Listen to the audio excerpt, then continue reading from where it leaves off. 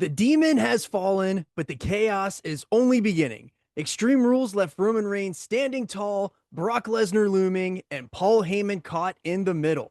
And now, with the WWE Draft shaking up the entire roster, the Bloodline's future hangs in the balance. Will loyalty hold, or will everything come crashing down? Let's see how it all plays out as we rewind the Bloodline.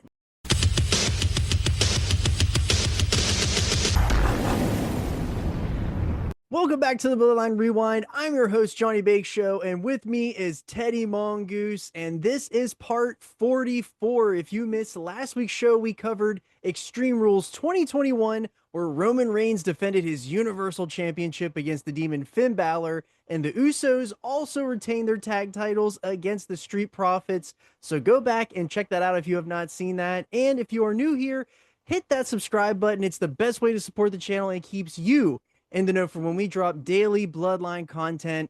And before we hop into draft night here, because this is a big one, but Goose, I know that you have some notes, you have some nuggies. So what did you dig up here?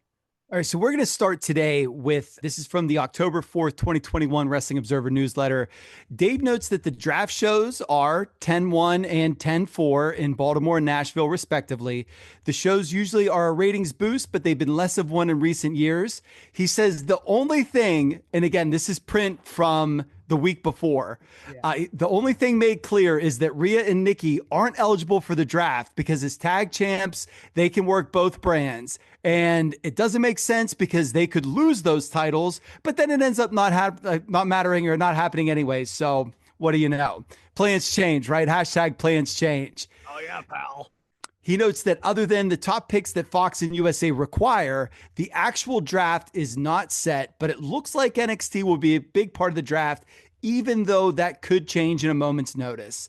And he says, usually you can tell who's going to be changing brands based on like a recent run of losses. And he says that that would indicate Lashley and McIntyre going from Raw, but McIntyre also has been pushed for the next contender for Big E. So McIntyre could be doing a heel turn here. Sheamus is another one that would fit into this category of making the jump over from Raw to SmackDown.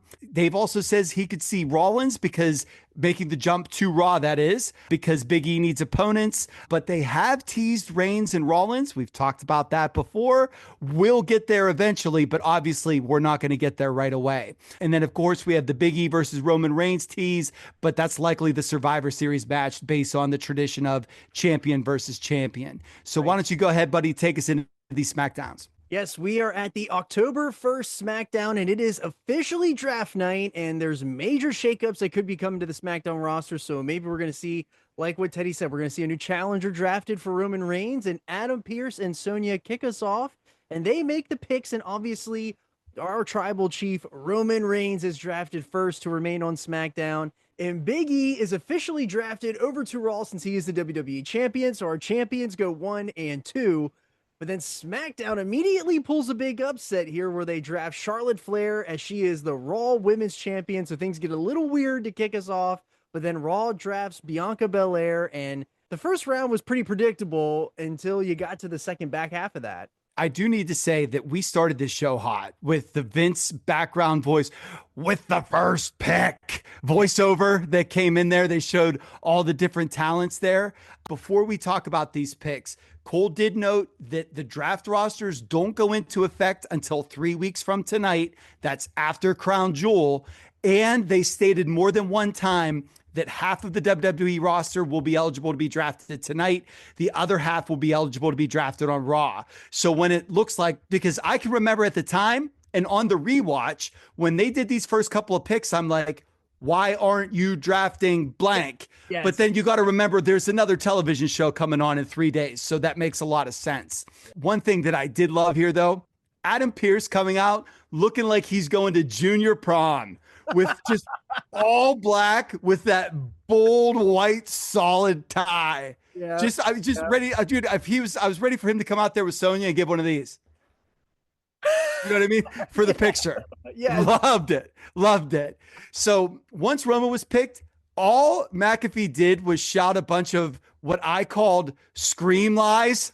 A genius decision was made. We keep about the whole circumstance.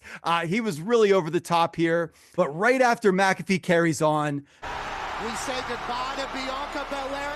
The choral voices of Roman's music hits, and he walks out to a huge pop here.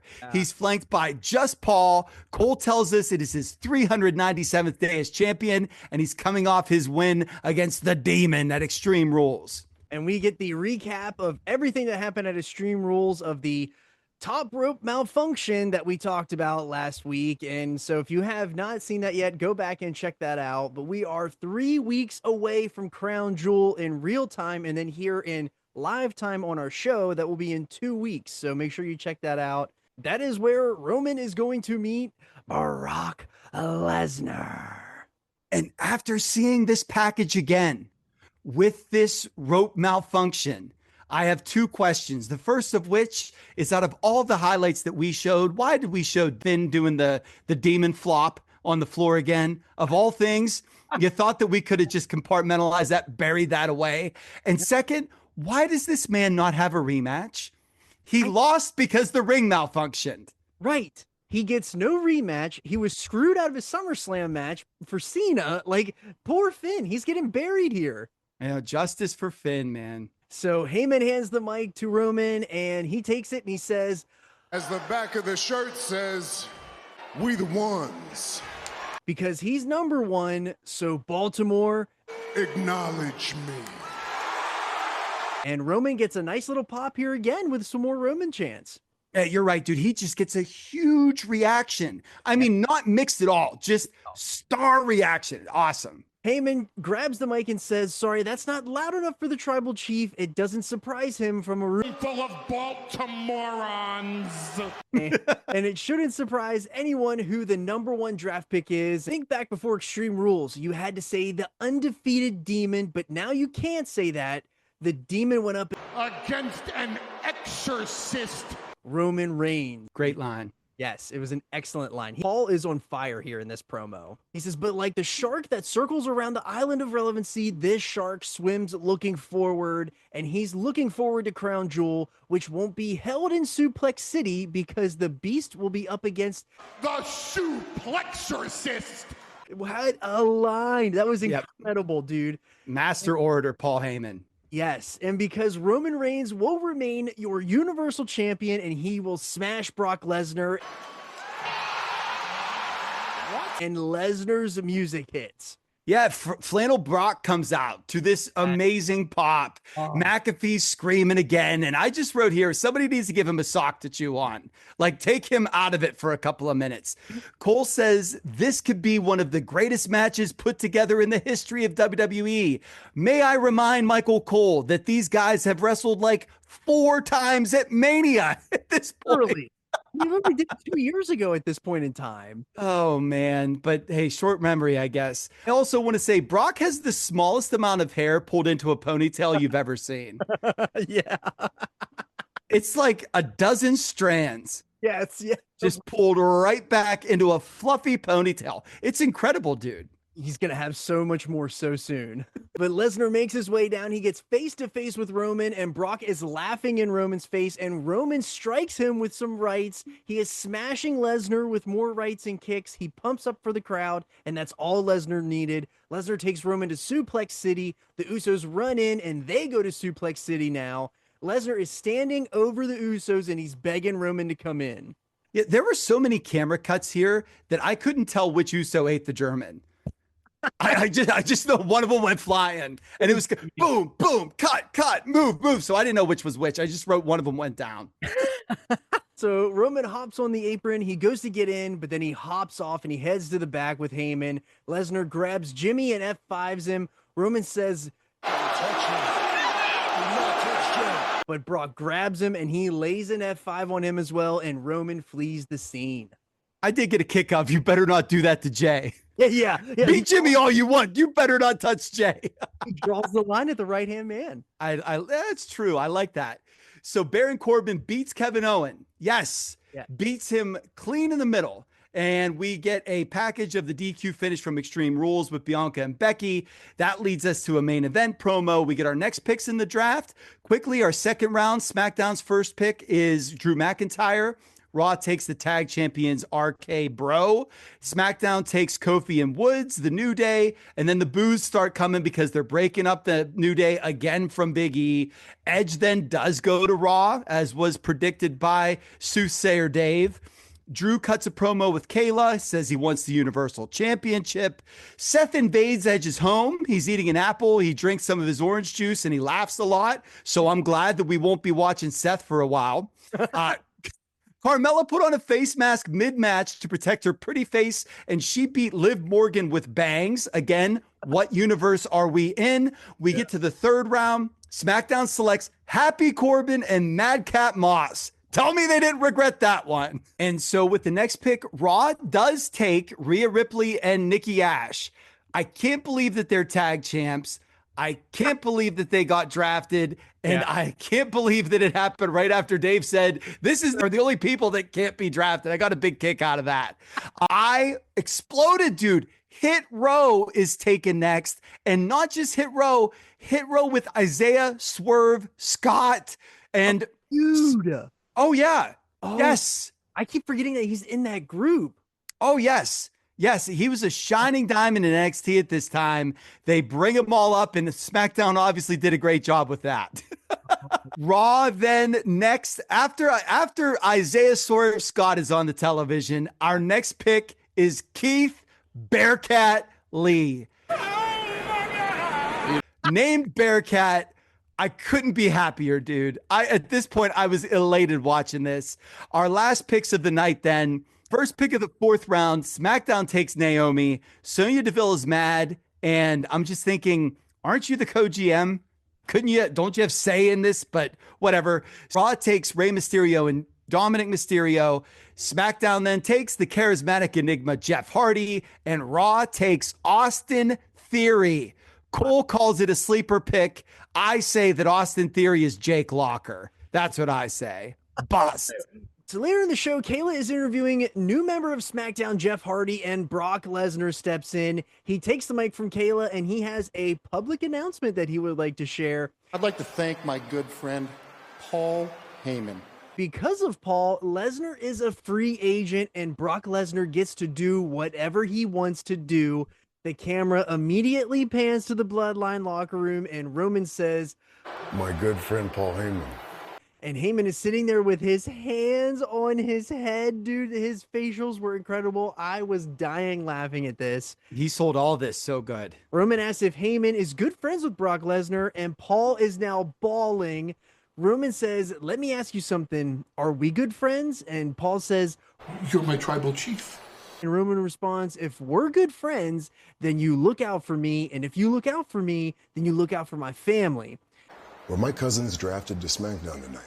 Paul says that they will be drafted to SmackDown on Raw on Monday night. It's all figured out. It's just strategy. And Paul says that he's the wise man. And Roman laughs and he says, yeah. He's the wise man. And then Roman screams, You're only the wise man when I say you're the wise man. I wasn't ready for him to turn it the whole way up. That was really good too. It was completely unexpected. He literally flipped the switch there. So Heyman has now lost his title with the tribal chief, and Paul immediately starts crying and he begs Roman not to do this. And Roman says, all right, wise man. Let's follow the strategy. Let's stick to the plan. He wants Heyman to go to Raw and he wants him to make sure the Usos are drafted to SmackDown, and Heyman heads out. Yeah, and like you said, Paul's crying here. He is like light purple. Like his skin tone changes. His eyes are swollen. Like, what a worker, dude. This guy is just the best. Like, how did they get him to that point? It's my understanding that he's like a real method actor when it comes to this stuff. Like, when we get to the angst over Roman losing and then him fearing the Solo crowd, Dave said that he would do deals where like he wouldn't sleep for 2 days on purpose, right? So that he went out there and looked like he didn't sleep for 2 days. Horrible for his health. Yes, but great for television. Yeah, Roman tells the Usos that he wants them to go with Paul, and he wants it to be clear that he wants them drafted to SmackDown, and if they're not, Leave him for dead at Raw. Great stuff. Speaking of Raw, I've got the October 4th, 2021 quick review here. This is thanks to Netflix not putting up the entire library. It's absolutely ridiculous that you have 2022, 2023, and 2024, and you just don't have 2021 or anything else, basically. I'm over it. We'll get there. We'll get there. Yeah, worry not, though. We'll get there. So this Raw show had a lot going on, but we're just going to focus on the Bloodline story. So the Usos were SmackDown's first pick. Dave Meltzer said, quote, it could have played out longer with Heyman sweating it out, but they did take care of that right away. Later in the show, Heyman's interviewed by Kevin Patrick, who Paul said was, quote, prettier than Kayla. Yeah. Heyman then said that not only is he a representative of the tribal chief, I am the warden of the Uso Penitentiary. Patrick asked if Heyman helped make Lesnar a free agent. The Usos get irritated and walk out, and Paul gives no answer. So that's really all we had as far as Bloodline stuff on Raw goes. Some other notes from the next week's Observer. Dave says it feels like Rollins had to follow Lynch to Raw, and then when that change was decided upon, that meant Edge on a limited schedule was following as well because those two were in a program together. McIntyre was moved over since Roman desperately needs a new opponent. And on paper right now, there's no one else for him. McIntyre does go to SmackDown with multiple losses at the end of his Raw run, though. So Dave expects him to be Roman's main contender probably around December. Got to build him back up. Well, if you do remember, that was one of our favorite matches. That was the Survivor Series match from 2020. And that was an excellent match. So I'm here for this. And in the Thunderdome too. That was the very underrated part with that as well. So go back and check that out on the channel. It is there. Survivor Series 2020. So he notes that SmackDown is so bare on the top and the babyface side that Reigns pretty much ran through Owens, Balor, Cesaro, Mysterio, that one would think that Lesnar would be a multiple show series. So he does say the plan right now is to get a lot more time out of Reigns and Lesnar than just the Saudi show, and how the rosters are constructed, that is what they need to do. He does restate, though, that McIntyre is there, but other people are going to need elevated as well, because then after Drew and Brock, what do you got? We're going to move on to our final SmackDown of this episode. It is the October 8th, 2021 edition of SmackDown, and it is the season premiere of SmackDown, and we are live from San Jose, California.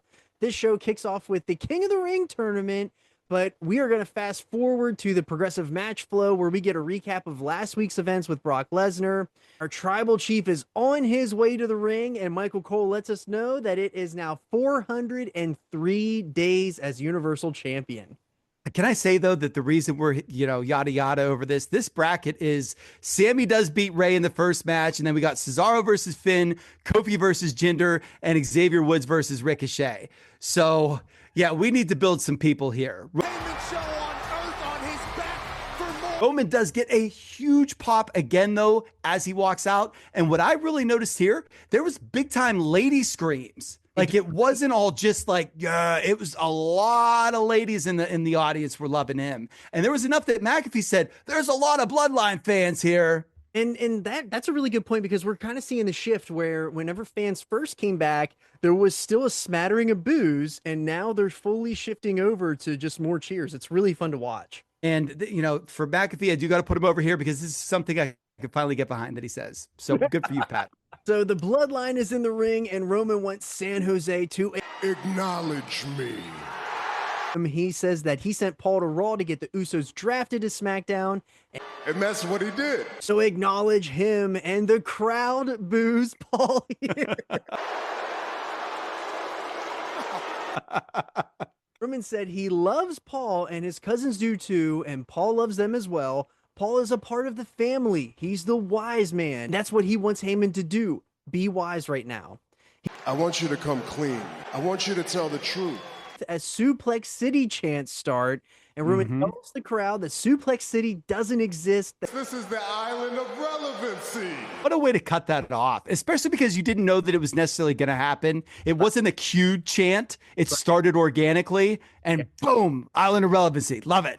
He wants Heyman to admit that he is responsible for Brock Lesnar's free agency, and he hands Paul the mic, and Heyman is stunned here. He is holding his head down. He says that he's in a terrible situation. No matter what he says, he will be spinning things. I am loyal and faithful to my tribal chief. And he has been with the family for over 40 years. Roman chose Paul, he saved Paul, and he made him his special counsel because he knew he's the wise man. Call back to the very beginning of this storyline with Paul saying out loud that he's indebted to Roman. And this juxtaposition of Paul actually choosing Brock before, okay? So Brock was a Paul Heyman guy, right? Now Roman chose Paul, and Roman brought Paul back. They alluded to this while I was gone as well, with Roman saying that, Paul, I chose you, I made you relevant. And so the fact that we keep weaving that in, but putting it up against the guy that Paul made or helped make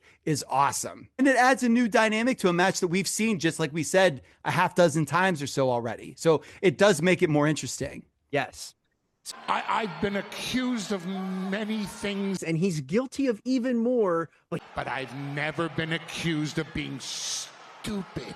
and pulling the trigger now on a scheme to dethrone the tribal chief would be stupid. And knowing now what we know, I found this quote more interesting than anything else Heyman has said so far. At the end of the day, though, Paul's a scumbag. At the end of, yeah, And that's sort of his shtick too. So he is being true to himself. Heyman says, Why pull the trigger before a crown jewel? wouldn't the whole thing be for him to stay in Roman's circle of trust, then counsel him on a strategy at Crown Jewel, then leak that to Brock so he thinks he has a chance, which he doesn't, and wouldn't that be time to pull the trigger? And Heyman fires up here saying that, You know how you know that Brock Lesnar is lying to you? because we're telling you in advance of a move that would be made against you, and only someone who's stupid would do that. Now, You wouldn't choose a stupid man to be your special counsel. He does a great job digging himself out of the hole. I thought that this was really well done. yes, because you could see his wheels spinning in live time. He did a really good job here, really selling that. Yeah, again, he's a great worker, man. And now Heyman thinks so highly of Roman, and there's no way Roman would choose a stupid man to be his special counsel. Brock Lesnar can't stand that at Crown Jewel that he will be. I don't want you to tell me. I want you to look into that camera and I want you to tell Brock.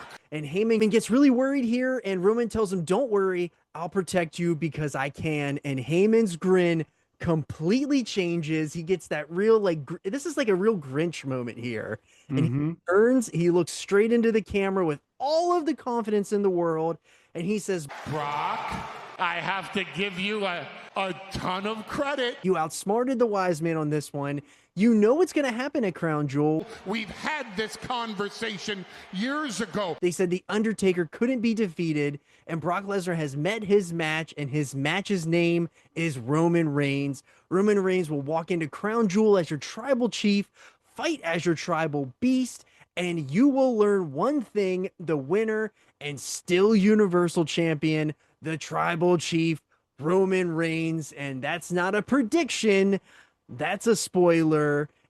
And you can believe that. And Paul does the mic drop. He hands Roman the belt and he holds it high in the sky. And Heyman has again proven his loyalty to Roman and the bloodline.